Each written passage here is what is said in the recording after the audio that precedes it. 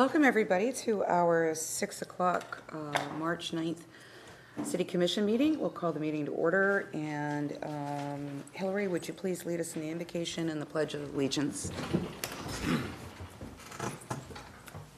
Let us pause for a moment to reflect on our duty to be faithful in our consideration and execution of the items before us this evening, so that we may work together for the greater good of this beautiful community. Amen. Amen. Pledge allegiance to the flag of the United States of America and to the republic for which it stands, one nation, under God, indivisible, with liberty and justice for all. All right, thank you, Hillary. Hillary is sitting in today for Jennifer Cohen, as she is on vacation.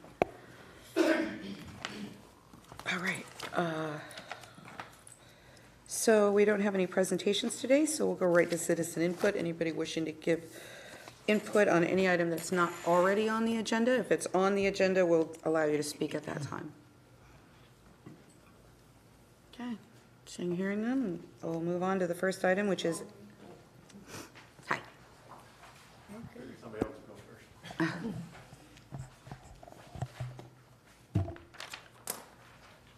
is the city the clerk.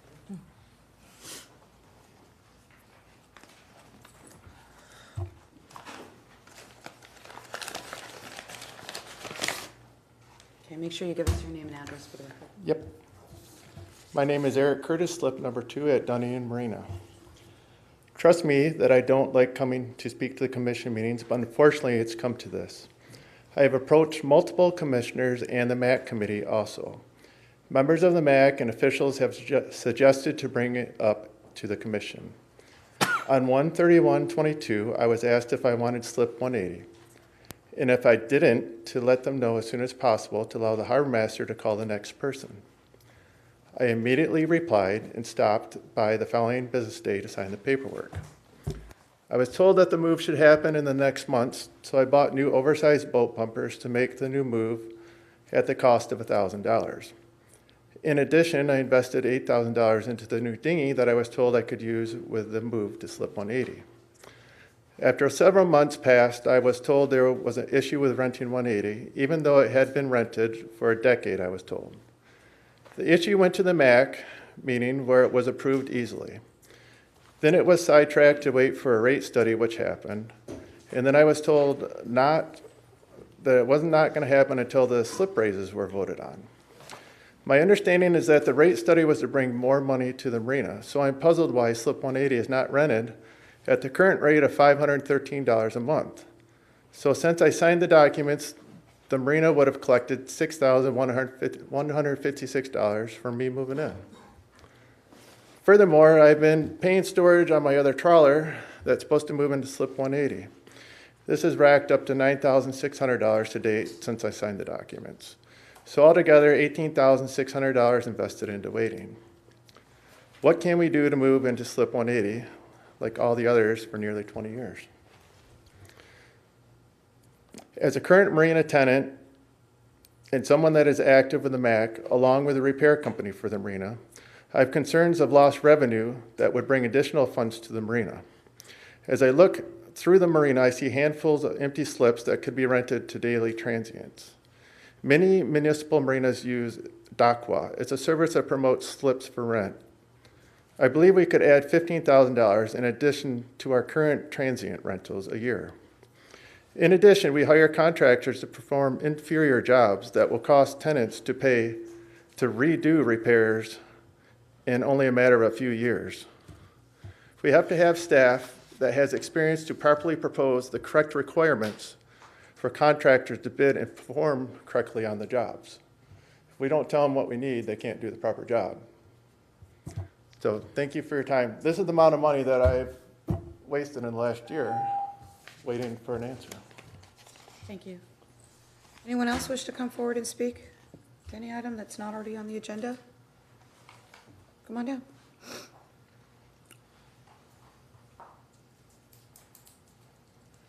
Give us your name and address for the record. Good evening. Hi, my name is David Perro. I'm at 523 Edgewater Drive, one of the oldest, actually the oldest home on Edgewater Drive as well. Welcome. All right, good. Yeah, as I mentioned, I'm a resident of Dunedin. I'm also a business owner in Dunedin and an engineering company in downtown Dunedin, Perro Engineering and Sales Company. I've also been a slip renter at the Dunedin Marina for over 16 years. So I'm here to share my concerns and have some questions about the rate study. Okay, the rate study will be talked about at that time. You can comment on it. Okay. We haven't So gotten, we're just- this what is you're doing just now? general Oh, this is just the general comments part. on Okay. anything else. Very good. Thank you. Anyone else wish to speak on anything that is not already on the agenda? Okay, Jennifer, I believe that there was a determination made on that slip. So I'm actually going to ask Lori to come up, and we can talk a little bit about the correspondence that we had on that slip. The determination has not been made definitively, whether to keep it open or to occupy it. And that determination would be made by me, ultimately, because it's part of the And this is the slip that is at the entryway of the 180. marina that That's right. can. You can sit at staff table, Lori, I'm sorry, yeah. Uh-huh. And that's the problem. Right, exactly. And Lori and I just spoke about that recently, so that's why I asked Lori to come up and help me. Yes. As you know, I never put staff on the spot, but I need her input on this. And so, as you know, one of the issues was after the previous vessel moved out, it opened up the mouth of the marina. And the scenic vista was, some of you felt that the scenic vista there that it created was much better than what was there before. And others, some of the slip renters and members of the public supported that, and others did not. And so, as Mr. Curtis has said, I was going to wait for the determination as we got through the rate study to essentially where we are right now to make that definitive interpretation. I had questioned Lori, actually, she and I had a conversation in regards to what the city had promised regarding Slip 180. And there was an email that went out saying Mr. Curtis was the number one person on the list waiting for that particular slip, and it was available. Thereafter, we made this determination. We had the conversation, actually, thereafter, that the open space was nice. It helped with the access to the marina and so on and so forth. And so there's actually no lease agreement that was executed in regards to that slip. So do you want to talk a little bit about, we're not sure the size of the vessel, we're not sure, the original email went out to Mr. Curtis, and then thereafter, Lori, what activities do we undertake? Yes. Good evening, Commissioners, Mayor. The current vessel will fit the parameters of that slip that Mr. Curtis owns. I don't have any information on the other trawler that he is referring to, so I can't really comment on whether that will fit within the parameters of that slip size. So, and that's really part of the lease agreement with the slip, is what the size of the vessel is, whether it will fit within that slip, and all those sorts of things, or particulars of the vessel. None of that information was requested of Mr. Curtis nor supplied by Mr. Curtis in regards to that particular slip. If he purchased the vessel predicated upon that original email, that's unfortunate, but it was without a signed lease agreement, and I don't know what to say to that other than it is what it is. So, or even any bumpers or anything like that. So we were making the decision, we're making the determination. It hasn't been made definitively at this point.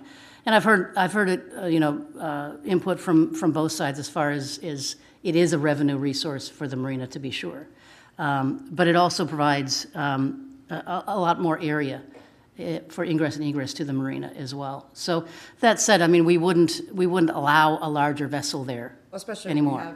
Especially when we have the holiday parade. Exactly. And I was looking into whether or not it could be a transient dock. It could not, because of the height of the seawall versus the vessel, and how you would tie it up and all those types of things. So in essence, the determination is still being made. The question that went to him was, "Are you interested?" And that was it. Okay, so you're going to make a decision at some point. Do you know when that decision might end up being made? I would actually like to wait until we bring the rate study back to the City Commission. So the final piece Yes. of the rate study. Yes. So that'd be over the summer sometime. Yes. Actually, we're looking to bring that in May. Right, but I like to speak in generalities because you know how stuff Early always summer in happens. generality. Stuff always happens. Right. Right? Okay. All right, thank you. Thank you, Lori. Okay, now we have Resolution 2304, amending the marina user fees. Hillary, would you please read that resolution by title only? Yes, ma'am. Resolution 2304, a resolution of the City Commission of the City of Dunedin, Florida, establishing Dunedin Marina user fees, including rates for use of boat slips pursuant to Section 86-76 and charges for use of boat ramp launches pursuant to Section 86-105 of the Code of Ordinances of the City of Dunedin, providing for the repeal of Resolution 20-25, providing for severability, and providing for an effective date hereof. This has been the reading of Resolution 2304. All right, can I have a motion to approve? So moved. Commissioner Franny and Commissioner Gao. Okay, Jennifer, did you have an opening? I don't. I'm going to hand it straight over to Nicole. She's going to give you the background as far as how we got here and a little bit of additional information, and then we'll answer questions. Go ahead, Okay, so Nicole. you're not doing an opening now? No. Okay. Good evening, Mayor and Commissioners. My first evening appearance. I just wanted to give a little bit of background. We're here to present Resolution 2304, which has amends the marina rate user fees to increase by a flat rate of 10% across the board. We had brought this forward to you in January at a workshop as part of the larger discussion of the marina rate study. We also reviewed the same study with the Board of Finance and the Marina Advisory Committee, who both supported rate increases. Based on the Commission consensus direction, we moved forward with the 10% increase, which you see here, in order to stabilize the Enterprise Marina Fund. Following the January workshop, we communicated with slip users via email, social media, newsletter posting, and posting flyers at the marina for community sessions held on February 22nd and 28th. We would like to return to the Commission on May 2nd, or hereafter, to address the questions from the first workshop, to provide capital costs, and to summarize the community feedback. At this time, the request is to approve the resolution and return with additional information in May. So just to add to that, Mayor, if I may, I attended one of the community meetings, the one in the evening, and there was another one in the morning. And the community, specifically, I think it was mostly slip renters. I don't think it was the community in general were at those meetings. Several of you were there at both meetings, and I would characterize them as rocky. I would say that they were not easy meetings. I would say that the slip renters had a lot of questions on the rate study itself, the origins of the capital projects that we were looking at, the qualifications of the consultant, the master plan. And there was a lot of questions on the master plan as well. So I just want to talk a little bit about that, if I may, and the master plan and how it fits into the rate study that we're looking at right now. I think that the general consensus that I heard when I was there on Thursday, and from others thereafter, is that I don't think that the 10% is really necessarily the issue, per se. That the issue is, definitively those capital projects were rolled into the marina for what we need now, right? And how it is that we attain a sustainable enterprise fund moving forward with the rate increase as proposed. So that was one question on those capital projects. Another question was, how do we kind of massage the master plan, if you will, on this time frame that we're looking at? So the master plan itself, though, is far more comprehensive than just the basin. You know, the enterprise fund is the basin; it's the slip renters. The master plan is really, as it pertains to the entire marina area, the boat club, the pram shed, seawalls. It pertains to the park. It pertains to the restaurant, most certainly, the harbor master, the transient dock, the entire area. And really, the master plan would tap into, once we realize it and implement it, which won't be for at least 3 to 5 years, is essentially what funds we would use for what. So the marina rate fees would be for, as I said, things within the basin that are inherent in the slip renters. And then there are other things that would be penny for Pinellas as it pertains to general fund, Edgewater Park, the harbor master's office, and so on and so forth. And so the master plan is going to give us the opportunity to do that and designate what will go where, but for the floating docks. And the floating docks are always a question. And got it, understand it. And so we have some estimates on floating docks. We're getting additional estimates on floating docks, and we will be able to present that information in May to all of Yeah, you. those As are the we're looking at, discussions yes, we'll have in May. yes, exactly. As we're looking at the rate study moving forward. No matter what happens, once the master plan is drafted and adopted, before there's an increase in rate from the 10%, that would be in place, and we would know what fund everything is coming out of at that point. So those were things, I mean, there was lots more during the course of those meetings, and we will bring all of that up when we come back to you in May and address them all as best we can, using our consultant as well. You know, they finished their job. They did the rate study. They have all the information. And so, but I think they're going to need to be at that meeting, whether that's in their scope or not. So there's more work to be done on this, but for the fact that we need to start with a 10%. And that's what we determined in January. We said, well, let's just get this one small piece of it, because we all had a few questions that we wanted answered, and that the rest of it and the long 3 to 5 year plan for this rate study will come back in May. We need to generate the revenue. We need to start generating the revenue Right, and at this point. that's all that this is. Correct. Okay. And we did receive consensus direction from the city commission to put the 10%, and it's approved by resolution. So there's nothing more than that happening this evening. Okay. And then there was also the big question about, the master plan. Why are we waiting to do any kind of rate increase until the master plan is complete? And that is because of timing, correct? We've got to start generating the revenue because we just get more in the hole, no matter what. And that's really, what I heard during the meetings as well from a lot of the slip renters was, how do we get this far in the hole? And the whole thing was because, we had the dredge and then we had, COVID. And so we waited because we didn't want that negative impact on the slip renters. If we put that off again, then we're looking at a much larger increase. So we want to start generating that revenue, keep the reserve as whole as we can, moving forward with the capital projects. Okay. Anything else you want to add? No, Okay. no. All right, so Thank you. questions for staff? Questions? I surely do. And this is just on the 10%? Depends on how far I go with that, I guess, but it's starting with the 10%. So when we had the conversation, I had agreed to the 10%, and I had said it depends on where the 10% goes. So I think it's very fair to say that some of us, not everyone, are familiar with the A and B pricing, and apparently we've kept the A and B pricing. So we set at 10%. So for example, if you leased a spot, and by the way, we used to call ourselves Dunedin Marina members.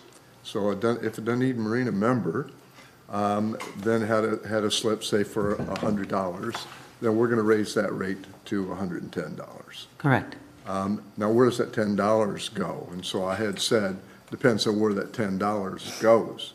That $10 should go to Part B, which is the CIP part, the CIP side. Currently, the way this is presented to us now, a portion of it's going to Part A and a portion's going to Part B. Now, I say all of that because, for example, in the meetings that I've gone to, the 2 meetings that I went to, now there's a lot of questions that they're beginning to use those famous words, equity and equality, and they want to know what's happening and why didn't we do this before, and all of that kind of thing. So what they're looking, what most of the people that I heard were looking for was a complete understanding of what's happening with this rate, and they agree that we need to have an additional rate increase to support these capital projects that we have. And of course, we have been told that we were going to be doing Dock A, which is I think it was 635,000, is that what it is? Around about that area, for some period of time. But nobody knows really what that is, okay? We don't know what that's made up of, because we've asked to have it looked at to be floating docks. For example, we're not sure about the marina, if the whole marina would be floating docks, because maybe around the external side, it's not a viable project, but certainly It should be looked at for A, B, and C, or could be looked at for A, B, and C. So I guess the main thing that I'm saying is that I agree with the 10%. I mean, I think it's just not right that we've not had these increases to fund that CP. We don't do that with any other fund. We should have been putting money there, but now we should take the full sum, that full 10%. We're gonna renew it again. We're gonna review this thing again in January. We did that one other year. But we still don't have any, we're lacking equity in the pricing. We've got different classes of people within the marina, and they have different uses of marina assets. So this really should go into the capital improvement fund, in my opinion, not in our operating fund. So right now it's split. And I would assume, I mean, just to see if maybe we can get an answer to that. Sure. I'm assuming that it's split because yes, we have capital things coming up, but since, when was the last increase, 18 or 15? 15. 15? Yeah. I'm assuming our cost ratio has gone up? Yes. For cost of goods? Yes. Especially after COVID? Yes, So, right, is that the reason why it's being Yes. split in both places? yes. And then when you come back in May, you'll be able to flush that out more? Absolutely. So I don't accept that. Does that make some No, sense? it does, but I don't accept that because we don't know the detail of what's in our operating. I mean, I've asked for months, for years, I've asked what's happening. I've asked individuals that are on committees and the like, and I don't really know that they know what's in there and they're making decisions on some of those things. So some monies are being spent for certain, and people are critical of that, and that hurts.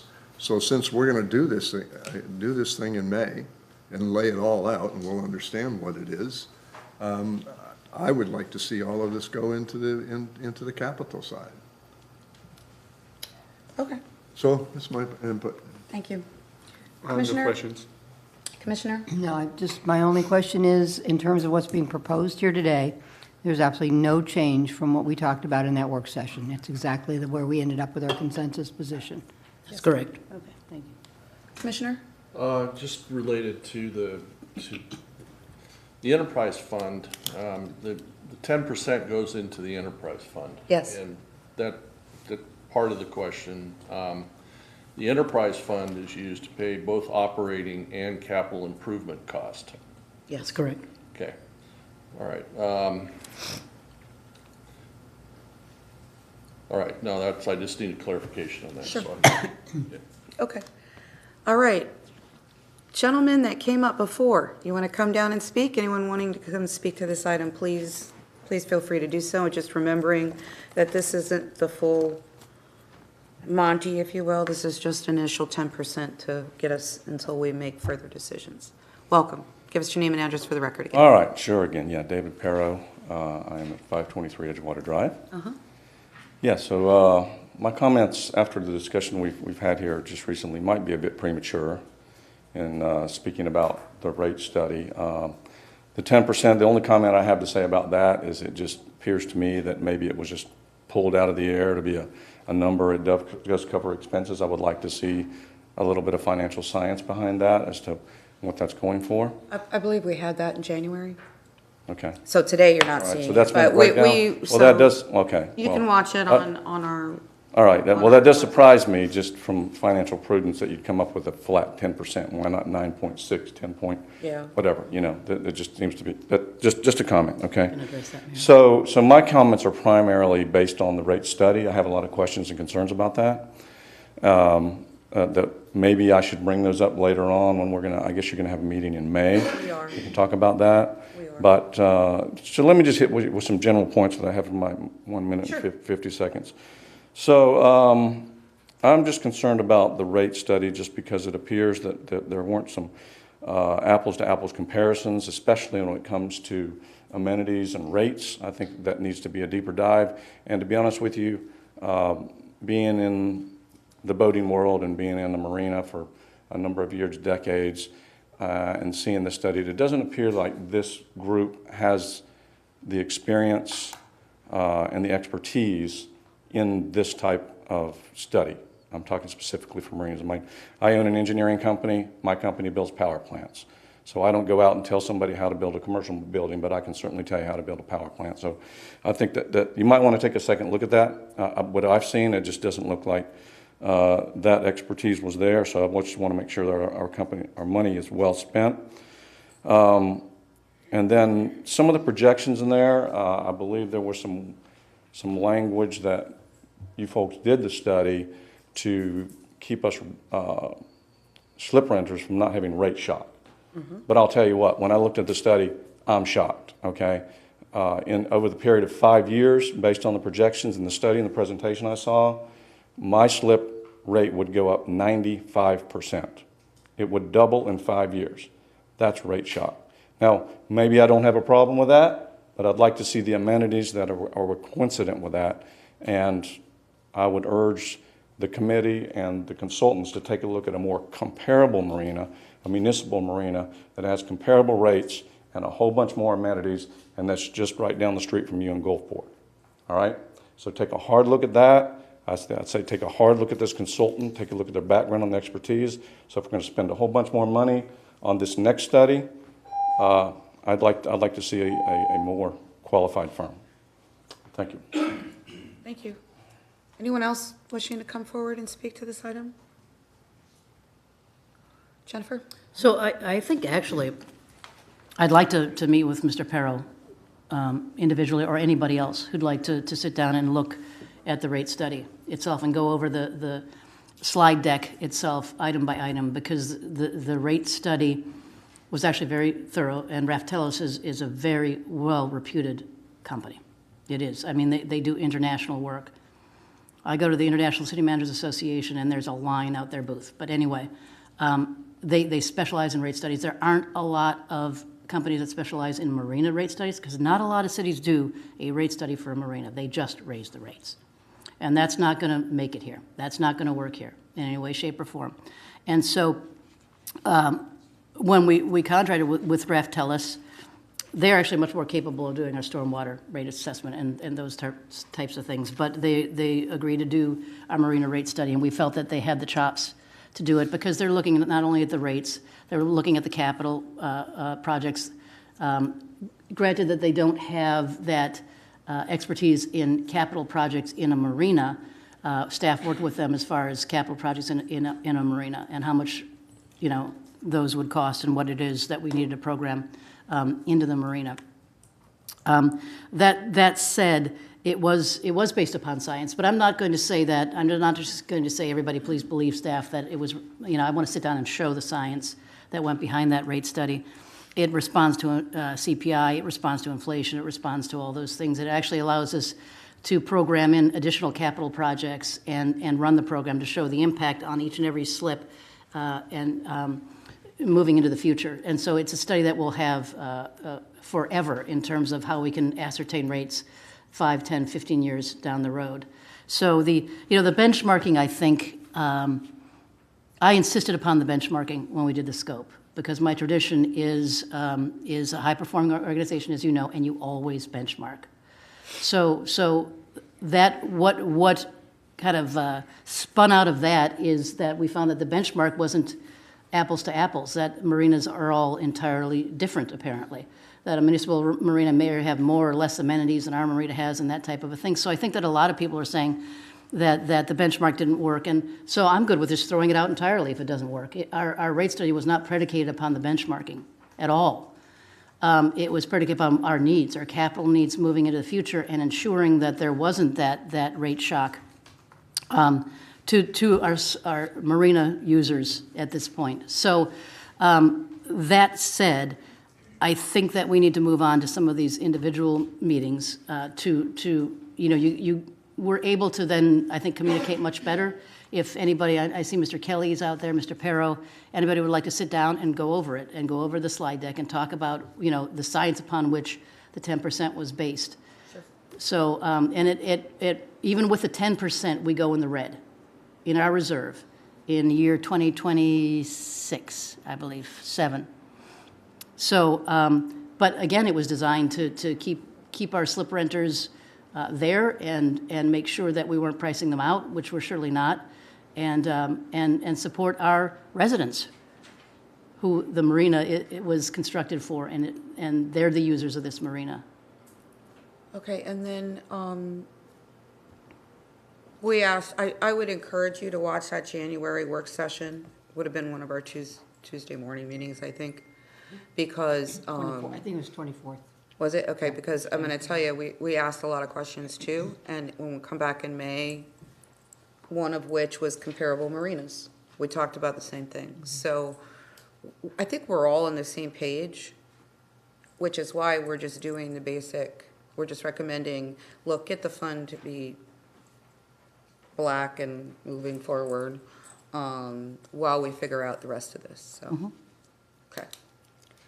All right, nobody else was coming forward. All right, I'm gonna come back to the commission. Maker of the motion, Commissioner Franny. No, I mean, again, I think what you said, Mayor, is consistent. This was kind of a baseline, because we know we need to start filling the hole in some way. But, excuse me, I think, better comparison of amenities and rates. I think that's a little bit of where we were on the 24th. And it was just, we all felt, basically private versus public marinas and how those compare in the amenities was an issue that we needed to know more about, along with other things. So I think we'll get a lot more information in that. I do hear a lot out there, same thing, better definition of the marina's responsibility versus the community asset responsibility and how that comes together. But again, I think this is step one, and we'll do deeper dives into some of that later. So, and obviously I hear a lot about the floating docks that, you're crazy not to do floating docks. There's sea level rise coming. So understanding those prices are really critical too. And you guys are much better boaters than me, so you'll help to help us understand some of that as well. So that's it. So I'm supportive of this. Thank you. Commissioner Gao? Thank you, Mayor. Yeah, this is the initial step. We've all heard the concerns. We've shared some of those same concerns. But part of those concerns were where we currently are, and there was a need to give some revenue back to this fund. And so this is the initial first step.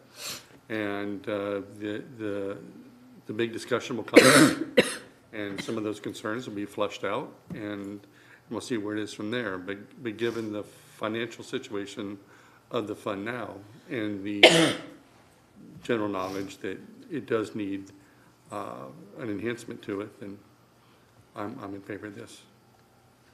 Okay, thank you. Commissioner Walker? Yes, so,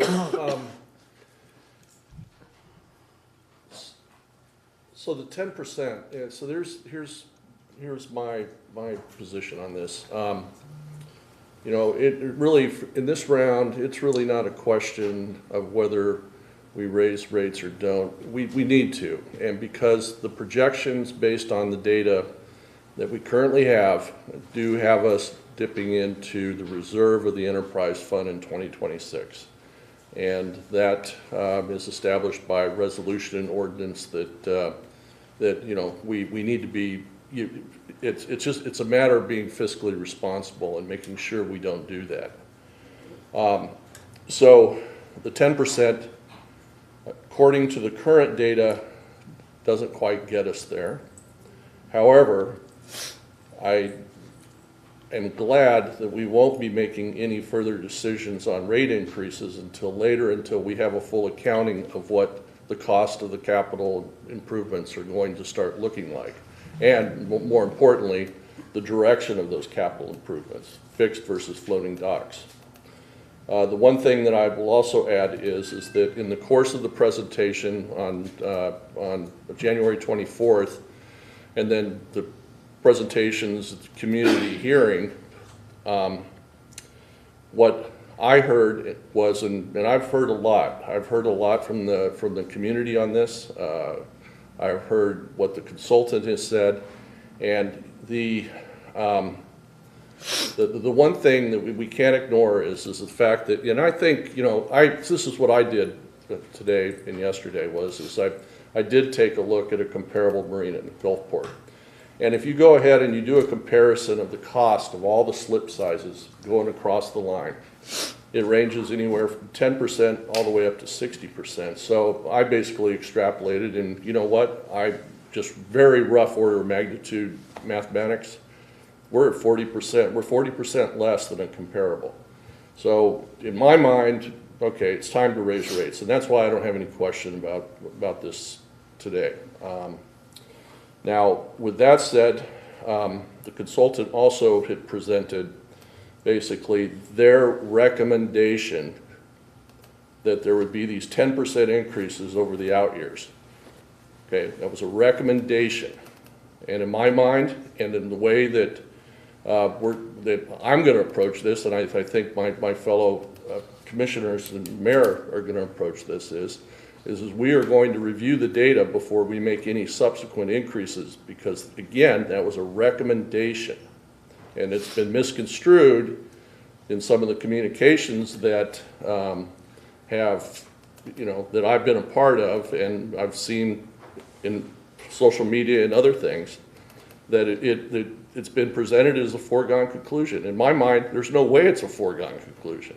We need to see the data. And so I'm all in favor of allowing the staff to get this together and present it again, and then, we will be able to make some better decisions going forward. But, for this meeting, 10% is, I don't see how we don't do that. I mean, it's been 2015 was the last rate increase.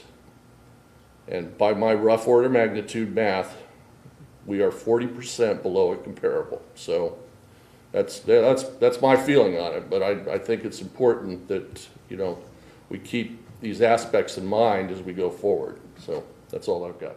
Thank you, Commissioner. Vice Mayor? Yes. I'm going to answer a specific question first, and then I'm going to get a little broader. As I mentioned, I personally believe that this 10% should go to the capital expenses. When we budget operational expenses. Those were done in detail. They don't need a 10% right now. What does definitely need a 10%, absolutely, is our capital expense. We spent too much money on some of the things that we've accomplished in the past, and we'll hear more about that. I'm sure some of the people that have spoken previously at the presentations, and they'll bring up some of those points again. Come to the generality here. There's a generality that we've talked about a number of years ago, and it's a common business conversation, and it's called zero-based budgeting. And that's where you take each year and you look at it and you say, it doesn't matter what we spent last year, what are we going to spend this year? Okay? We're walking our way into what we've been doing with many other funds, and that is we bring in a consultant. In this case, we spent $35,000. And now we're justifying what we're trying to do based on what they said. They really had said nothing about this. All they simply said was, you need some more money. We knew that. We all knew that. Some of us have been to Gulfport. We did a study on Gulfport for the Waterfront Task Force. So the people that are listening to us, the people that are spending the money on being a Dunedin Marina member, are quite aware of a lot of these things that I'm saying, and they're not real pleased about what we've been doing or what's been happening. Getting caught in the squeeze like this, that's one issue.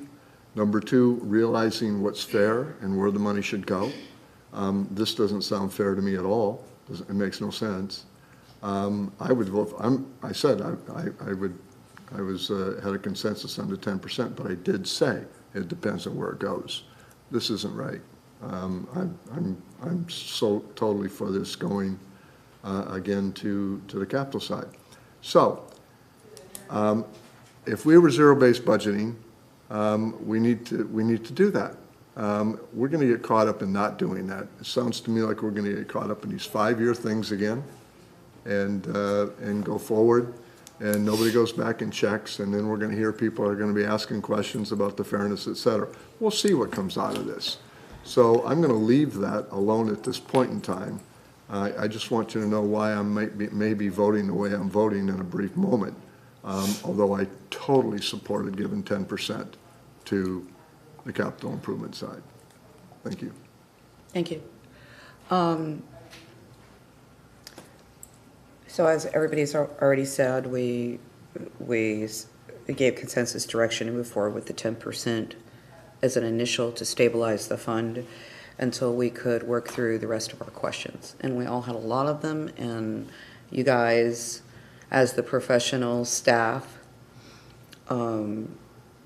that we have, are working on getting answers to all those questions. And we wanted to give you the appropriate amount of time to do that, while still saying, as Commissioner Walker mentioned, being fiscally responsible and stabilizing the fund. That's simply all we're going to do.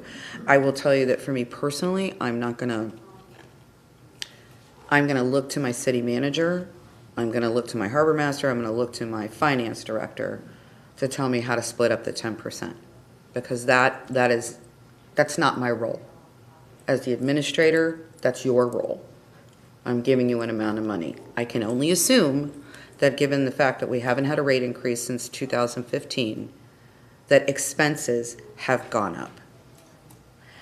When we look at our water rates, our stormwater rates, our solid rates, we don't go down into the weeds of that kind of detail, and I don't need to do that for the marina either. I trust that you all are going to do what you need to do and stabilize the fund, and if you don't stabilize it, we're going to see that pretty quickly. So, we're going to know that. Mayor, can I'm sorry, I'll let you finish. Yeah, let me finish. So, I'm fine with doing this next step. You'll come back. It'll be a work session. We probably won't be making, it'll be a workshop item, informational. Yes. Again, with some recommendations. You're going to bring new, floating versus stationary. You're going to be looking at those electrical, plug-ins. Meters, yes. Meters, you know what I was trying to say. Yep. You're going to be bringing forward all of that, and you're going to show us what the rates would look like for that. Yes. And again, I want to remind folks, yes, we're going to have a master plan. To be honest with you, I think I brought that up you've been here 5 years, it might have been your first year that I brought up, or either your first or second year I brought up that we needed a master plan for the marina. Yes. And we're just going to do it this year now. But that's going to be a 2-year process to actually approve it, and then it'll be another 3 years before it ever gets into a budget because other things are being spent. So, to wait on that would be, not good business savvy for the fund. I think too, what I want to say is I think it's really important to give our team the chance to bring forward the information that they said they're going to do. This is the only fund in the entire city that our staff gets thrown under the bus, that they get treated poorly for the job that they do, and that everybody gets in the weeds on. And I don't understand why. I mean, the marina is my happy place. I had a boat in that marina. I'm a lifetime member of the boat club. Trust me, I know what that place is like, and I know what it should be, which is why I asked for the master plan. I just want folks to stop thinking that there's a conspiracy all the time. I mean, I'm seeing that. I know that's what you're referring to, social media. I mean, it's ridiculous. Our job with an enterprise fund, we're not looking to make money, is simply to support the fund itself and make sure it stays in the black, make sure it gets the appropriate capital improvements that it needs, and make sure it gets the appropriate amenities over time and the appropriate operating. That's it. We're making no money. We're not in the world of private marinas, and it's strictly for a benefit of our city residents. So I just want folks to understand that we have no motive. There is no way in heck we would spend $35,000 on a consultant that stunk at what they do. Why would we do that? We have done rate studies on everything in our city. Everything. When we did the rate study in-house in order to save money, everybody complained about that. So now we went out and hired a professional, which we now have a program that we don't have to hire that professional ever again. We have a program now that we can plug in where all these capital projects go, or we will, you know? I mean, that's cost savings over time. So I want to reassure the public that we're trying to do the best that we can for this amenity. It's a shining star to Dunedin. That marina, the boat club, the pier, the park, the whole thing. It's a huge attraction for our residents. And we want to make it the best it can be. And it's, you know, sometimes there's bumps in the road to try to get there. But I just want to assure everybody that we're working hard and we're not trying to make rash decisions, which is why we're doing the 10% first to stabilize everything and holding off on the rest. We don't want to feel pressure. We want to make the right choice and we want to have the community involved in that. You know, there's just a lot of beating up about the marina, and it's not just recent. It's been going on for 3 or 4 years now. And we're just trying to do the best we can. Yes, ma'am. Now, I just want to clarify, so if all of a sudden, I mean, I don't expect this, you find out we have way too much money in operations, that money can be spent on capital. Yes. Right. So, I mean. Because it's all in the same fund. Right, so again, I don't. doesn't matter. There's no downside, we were getting money to plug the hole, and you know, I respect your comment, Commissioner, but I think getting it up above the hole, and then if we find out we have too much operating, we move it to capital. So I think we still achieve what I think, you know, our consensus was at the work session. So I just wanted to clarify that. Thank you. Okay. All right, roll call vote, please. Vice Mayor Torga, Nay. Commissioner Walker, Aye. Commissioner Gao, Aye. Commissioner Franny, Aye. Mayor Bajowski. Aye, and that motion passes 4-1. Thank you, everybody, for coming out for this item. And thank you, Nicole. Thank you, Lori and Vince and Jennifer. Okay, now we have the application for voluntary annexation, land use plan amendment and zoning designation of the Jerry Lake property, which is at Indigo Drive in Weathersfield. This is the second reading of ordinance 22-22, 22-23, and 22-24. I am going to ask Hillary to read ordinance 22-22 by title only, which is the annexation piece. And then Joey, of course, you'll do the entire presentation as we try to do, so we don't make you speak 3 times. And then we'll open up for public hearing. Ordinance 22-22, an ordinance of the City of Dunedin, Florida, annexing certain real property located at Indigo Drive and Weatherfield Drive, parcel number 25-28-15-0000-340-000 and 36-28-15-000-210-020, with designated meets and bounds and totaling approximately 78.8 acres into the corporate limits of the city, providing for filing with the clerk of court and providing for an effective date. This has been the reading of ordinance 22-22 by title only. Thank you. Can I have a motion to approve? So moved. Second. Okay, Commissioner Walker and Commissioner Gao. Did you want to go ahead and do the swearing in stuff now? At the beginning? I'll do the swearing in. Okay, it's usually the city attorney. Are we changing this now? I'm not a notary. Huh? I'm not a notary. Oh, gotcha. So, yep. Is there anybody else who wants to be sworn in to see on the side? No?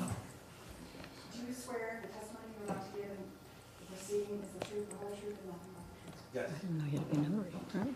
Okay. All right. Joey, welcome. Haven't seen you in a while. Thank you, and I Find a appreciate reason the- to come. I'll try. Good evening, Joseph DePasqua on behalf of the Community Development Department. And I will be brief tonight because obviously this is the second final reading of all 3 ordinances. And as the mayor mentioned, I'll just do a brief presentation over all 3 ordinances.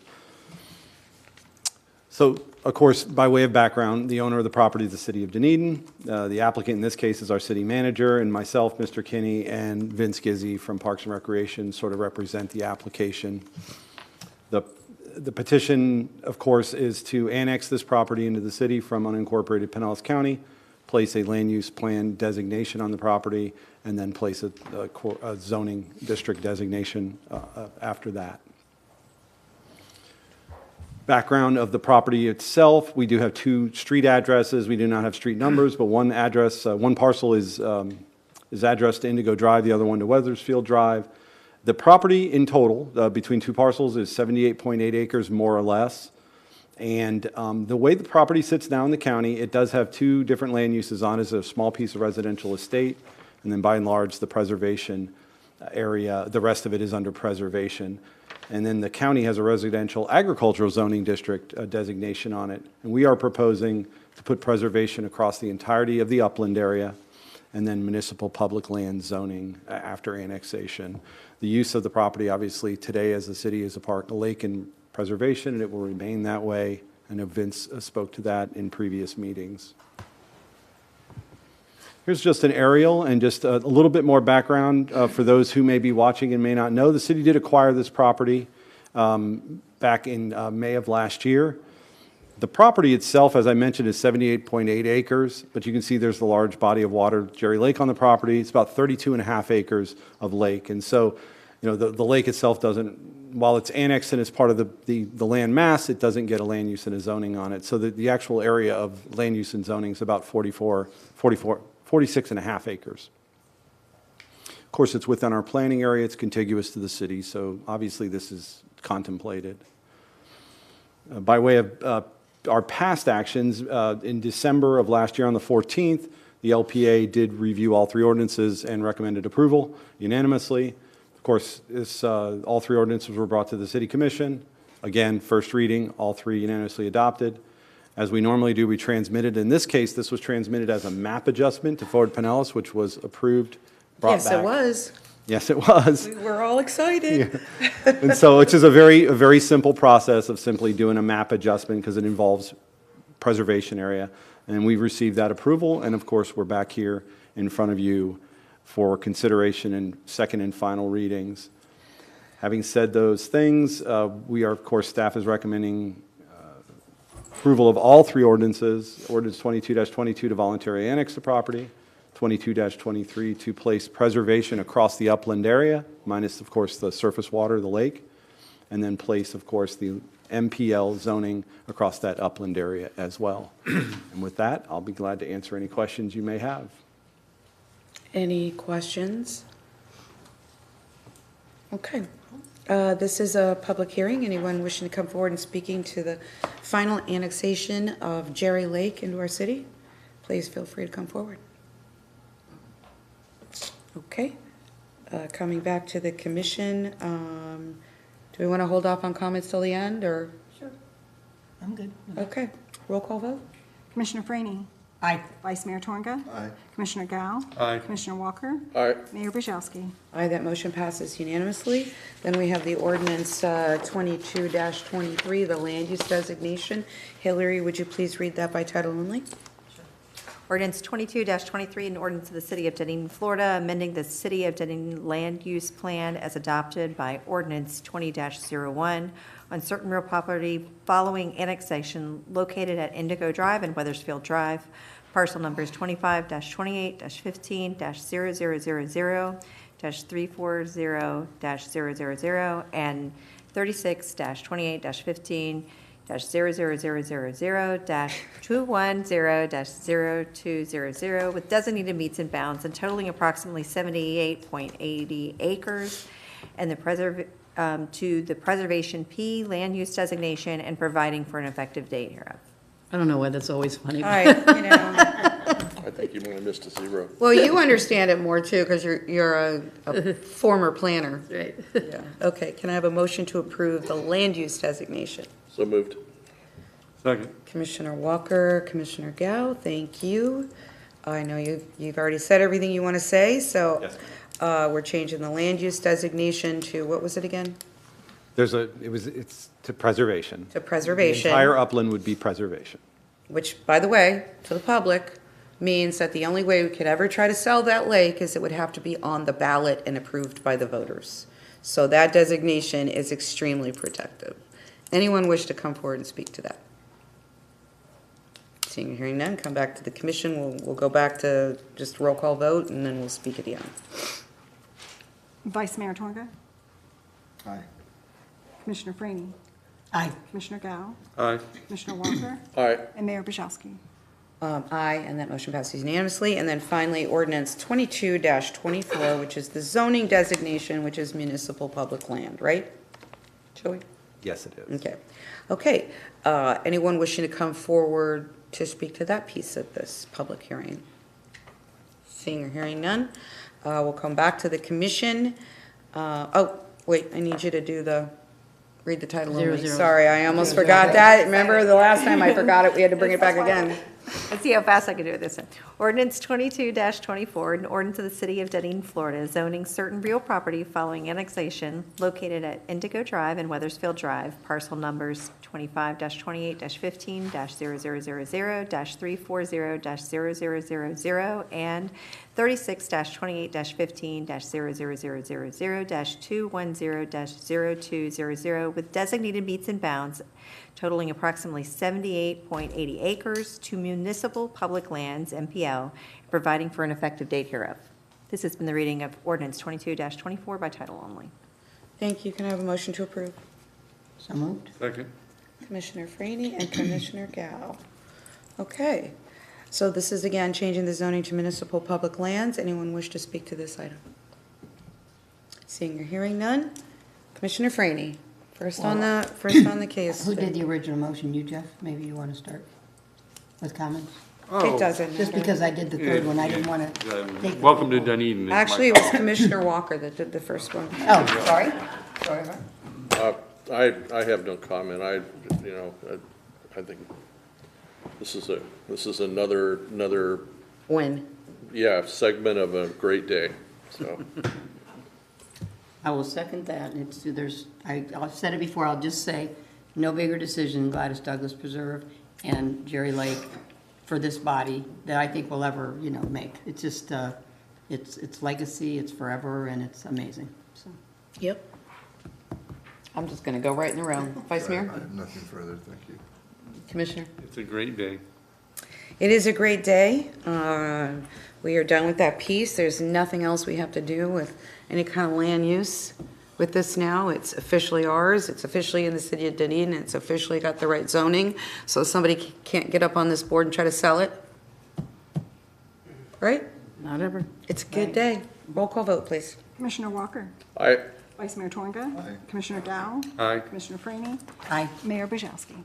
Aye, and the motion passes unanimously. And of course, just want to thank everybody that was involved in this. Again, Jennifer, Nikki, which I know you're not watching, but Bryant Miller Olive, and all the Parks and Rec, Vince Kizzy, and everybody else that's been involved in this, Pinellas County, the state, everybody. And thank you to all of you, too. Congratulations. Good day. And Commissioner Kynes. And Commissioner Yeah, Kynes. Commissioner Kynes, That's right. who was part of the decision-making. Okay.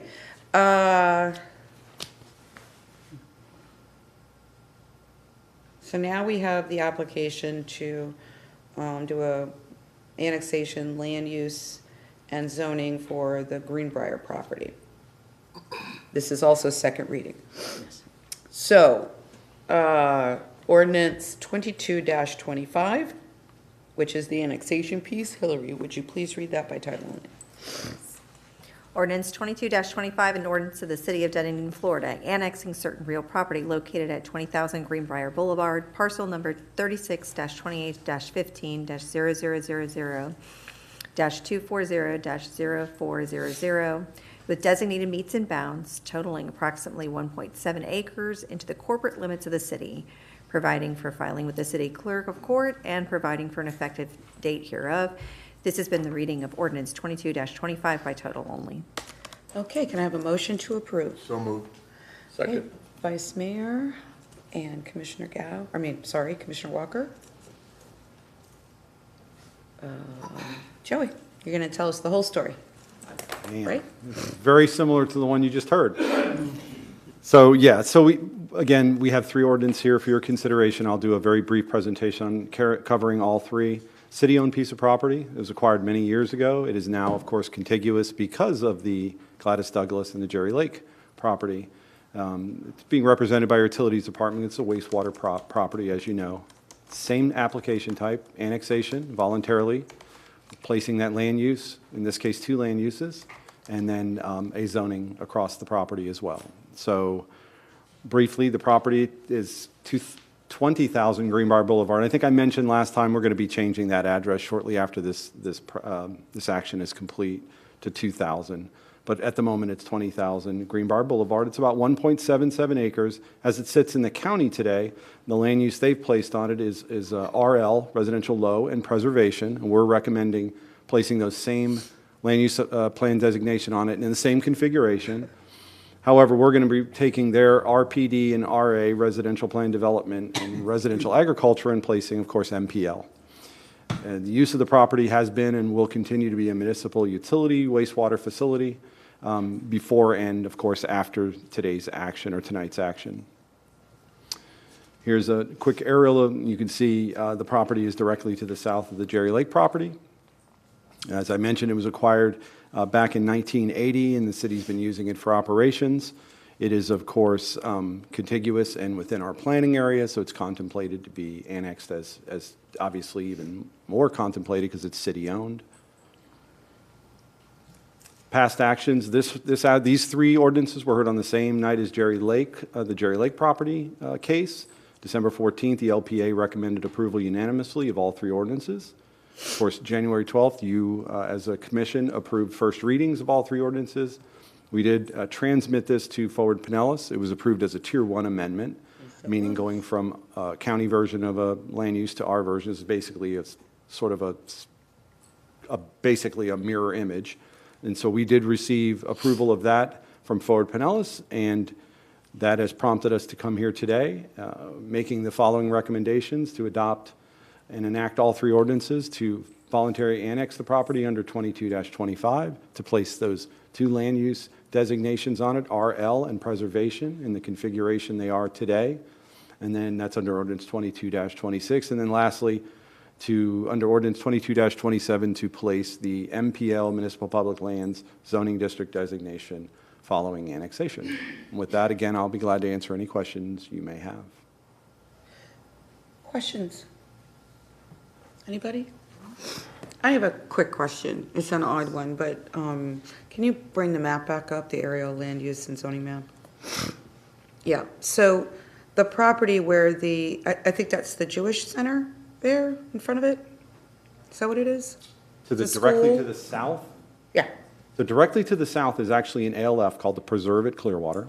and then to the And left then of it to is the left of it is the a- Jewish Center, It's or some kind of center. some type of service learning school, I think it's called, something to that effect. Gotcha. Yes. Well, I think it originally opened as the Jewish. It may Center. have, I don't go yes. that way. So those are in Clearwater or unincorporated? Those are in unincorporated Pinellas County. Well, now that we're surrounding it, shouldn't we try to get that whole piece so we don't have an enclave? We are. We are We are trying. working with the current owners to get and we've identified that quite some time ago. They've been notified. We do have actually a declaration that requires them to annex when they become contiguous, so we're working on that. And then what happens to the road? So Virginia Avenue, that's a county, is that a county? I mean, that doesn't seem, Yeah, so our annexation would not typically, do anything with the right-of-way. no, I understand, but I'm asking who is in charge of that road, because we now, it's like Union. One side is us and the other side is Clearwater on Union, right? But they maintain the caretaking of that road.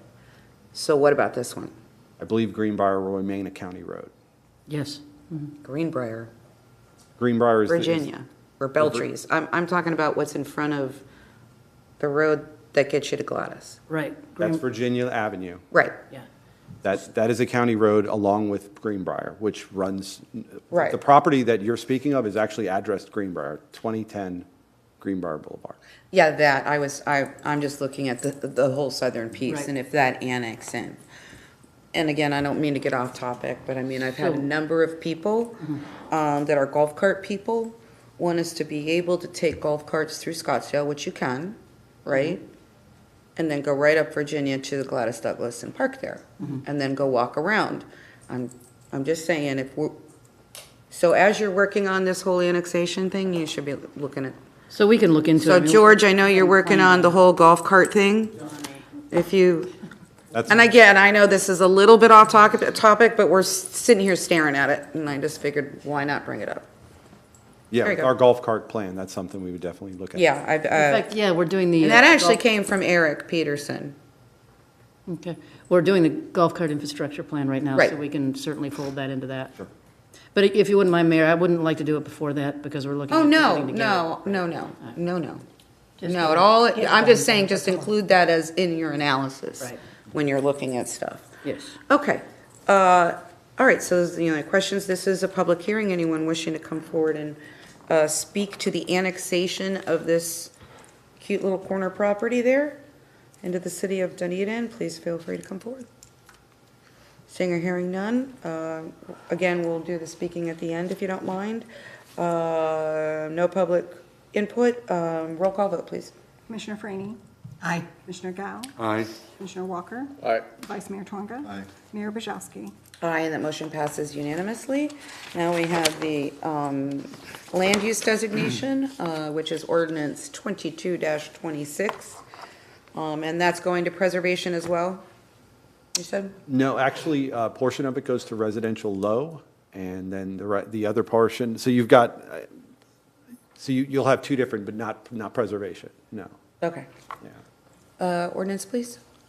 Ordinance 22-26. Let me correct that, I'm sorry. Sorry. I'm sorry, before we go, I believe, yes. You have a portion of that that'll be preservation, and the rest of it will be residential low.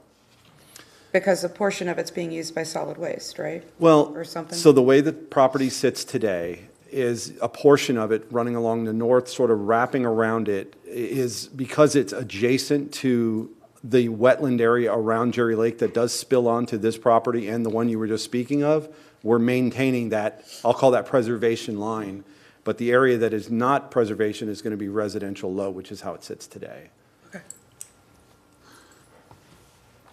Ordinance 22-26, an ordinance of the City of Dunedin, Florida, amending the City of Dunedin Land Use Plan as adopted by Ordinance 20-01 on certain real property following annexation located at 20,000 Greenbrier Boulevard, parcel numbers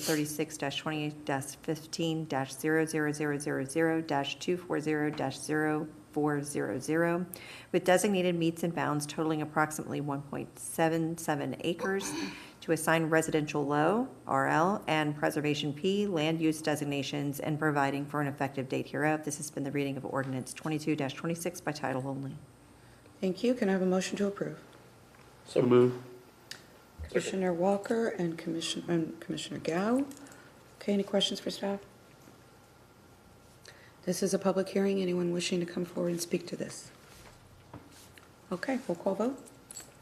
Vice Mayor Twonga? Aye. Commissioner Franny? Aye. Commissioner Gao? Aye. Commissioner Walker? Aye. Mayor Bajowski? Aye, and that motion passes unanimously. Thank you. And then finally, the ordinance 22-27, which is the zoning designation.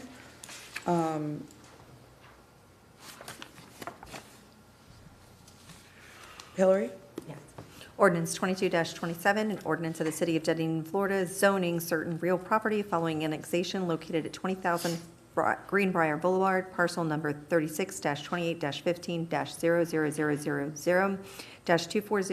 36-28-15-0000-240-0400, with designated meets and bounds totaling approximately 1.77 acres to municipal public lands, MPL, and providing for an effective date hereof. This has been the reading of ordinance 22-27 by title only. Thank you. Can I have a motion? So moved. Second. Vice Mayor and Commissioner Franny. Thank you. This is a public hearing. Anyone wishing to speak to the zoning of this property?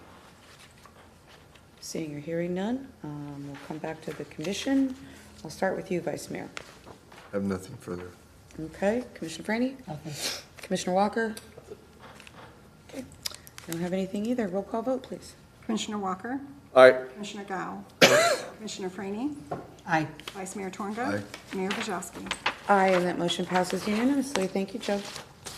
You're welcome, thank you. Okay, so we have the fiscal year 23 IT equipment and software purchases of 1.2 million and change. And staff has recommended postponing this to March 23rd. So can I have a motion to postpone? So moved. Second.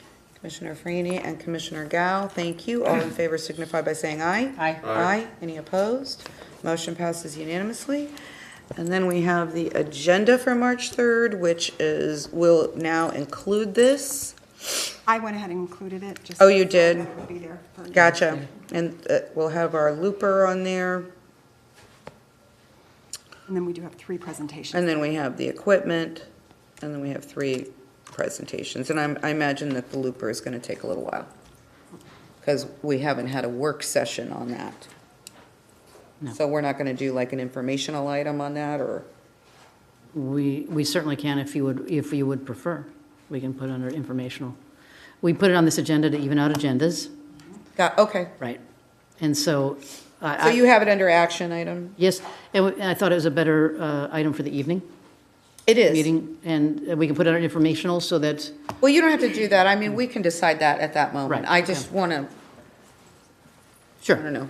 So I'll leave it as is. but- Yeah. Don't change it. I mean, if we get through it and decide that there are things we want to see, well, that's what we'll say. Okay. I mean, Yeah. okay. All right, can I have a motion to approve this agenda? So moved. Second. Commissioner Franny and Commissioner Walker, all in favor signify by saying aye. Aye. Aye. Any opposed? Motion passes unanimously. All right, anybody have anything else? Yes, ma'am. I did. So I think all of you had been informed of the resiliency conference that the Tampa Bay Regional Planning Council is doing on May 4th and 5th of this year. I'm just going to read it a little bit. I just kind of pushing it a little bit if anybody wants to go. And I guess, Rob, just thought it might be something you might want.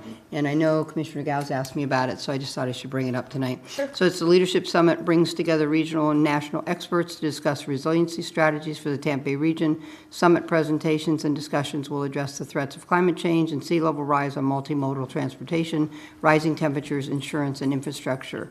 And I know that it's going to be at the Clearwater Hilton, and Tampa Bay Regional Planning, I know, kind of stepped it up this year so they could have breakout sessions and make sure that they're really providing a good overall layout of some of the issues. I think the conference fee, it's too late for the early registration, but I think the registration fee is like $350. So Where's it at? it's at the Clearwater Hilton. Clearwater Beach. Clearwater Beach Hilton. Natalie will be there. Yeah, right, which would be good. And I'll be there. So, I mean, but again, I think it's a good one to support, and it seems like Tampa Bay Regional Planning is trying to step up and be kind of that information source for these issues, so, I don't think I've seen that one, but yeah. yeah. Andrea can, kind of guide you too. Okay, thank you very much. Anything else anybody wants to bring Well, forward? on that same note, a Future of the Region Award, have we submitted Yes. Future of Region? Because I know what we were Oh, gonna, that- Yeah, I discussed with staff and we will. we were gonna do, Well, it should be the Gladys Douglas. right, Yes. we were waiting until it was all done, so. Right. 'cause to It's me, done. that's like, We've discussed with staff and we will be it's submitting. next level, because May 24th. Yeah, 'cause is the it's May. deadline. Just want to make sure. Yeah, May 24th. we're on it. Okay, perfect. That's a good Nicole job. And if you don't go to the conference. No, Future- actually, it's Parks and Rec, excuse me. Oh, sorry. Yeah, if you don't go to the two-day conference, there is a separate $50 ticket for the Future Region Award. Yeah, lunch. I'm probably just going to do the awards. Yeah. I have been to so many of those kinds of things. I get it, I understand. I'm conference cooked, if you will. Really. Okay. Anybody have anything else they wanted to? I bring do, forward? Mayor, after the commission. I do after the commissioners. I have something. Oh, go. Okay. Thank you, Mayor. I didn't understand what you were saying. You were mumbling over there. I remember. I heard her just fine. Thank you. Well, yeah, you're 2 people closer to her. You got to remember the age of this group.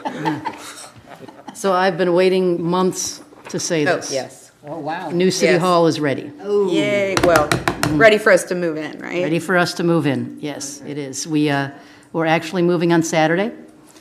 Staff will be reporting for work there on Monday. It will be closed to the public on Monday as we unpack our boxes, and then we'll be open to the public on Tuesday. I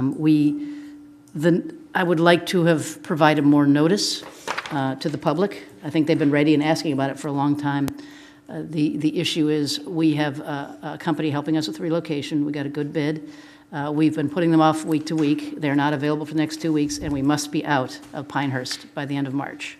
And so, And I can't put that on city staff. I just cannot, cannot do that. And so we're ready to move. I mean, we've been Everybody's walking around packed, boxes, yeah. And in fact, I sent the email out this afternoon, and I said, "Good morning, everybody," because I had it ready in the morning. I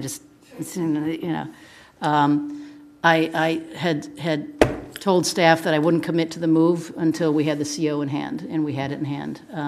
There are lots of people to thank, lots of things to talk about with this new building, which we will do. But for now, the good news is it's ready. Well, and you're gonna have an open house, a very nice open house. We're going to have a grand opening With ribbon hors cutting. d'oeuvres We're and not champagne announcing that date and, no, we have the, yeah, you gotta put that date out. Are we announcing that yet? April 21st. It's April 14th, I think, isn't it? There are some items within the building that we need to address before we have. Yeah, because, so the chambers, anybody coming to a commission meeting will Right. still come here, because that piece of the building is not complete, and, they gotta figure out all the TV stuff. Yeah, it's close, and actually what we've decided that with the TV stuff is that we'll probably be able to just live stream and just do the meetings there once the chambers itself is ready. It's close. It's getting there. So So, sometime in April, we're gonna do this yes. Cool. open house. Well, I will say, my little nephew, who's 6 years old, yesterday went around it at night, the lady. Yeah. And all this morning, he's like, that is so cool, that building. So, there you go, out of the mouths of 6-year-olds. Yes. There you go. Anybody else? Thank you. And congratulations. Thank you. This is now your second CO of a city hall that you have been a part of And my building. last, I can tell you that. And your last. Thank you, that's good to know. Really good to know. Okay, we are adjourned. Thank you. Man.